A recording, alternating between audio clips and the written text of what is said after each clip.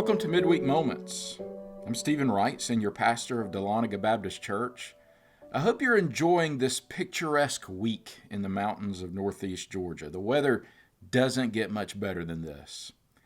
And yet we all know that the weather is predictably unpredictable, especially as of late. If you're like me, you've lost count of the number of hurricanes and tropical storms that have met the shores of our country this year. One of those hurricanes actually kept us from having our outdoor service one week. It's been a busy hurricane season for sure. And what's been so eye-opening for me this year when it comes to these storms are how they affect people. They affect folks on the coast, obviously, but after that, people are affected in states that are nowhere near the ocean. The more powerful the storm, the more that people are affected. The stronger the storm, the more water and wind it produces. But you know, these folks who live on beaches and on the coast are actually well aware of the risk that living there poses. If they build on the beach, they are especially aware of this risk. And that's why beach developers and those who choose to live there pay special attention to how they build on or near the beach.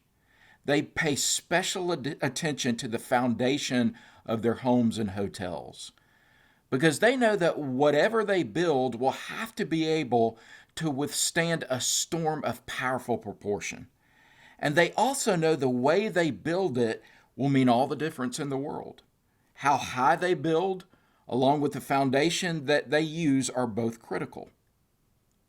Well, if you look in the Bible, you'll see that Jesus uses a similar spiritual analogy when it comes to the storms that we face in life.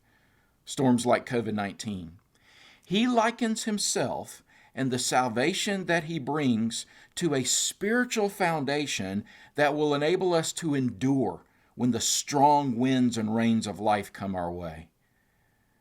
In Matthew chapter 7, verse 24, he says, "Therefore, everyone who hears these words of mine and puts them into practice is like a wise man who built his house on the rock. The rain came down, the streams rose, and the winds blew and beat against that house, yet it did not fall, because it had its foundation on the rock. But everyone who hears these words of mine and does not put them into practice is like a foolish man who built his house on sand. The rain came down, the streams rose, and the winds blew and beat against that house, and it fell with a great crash."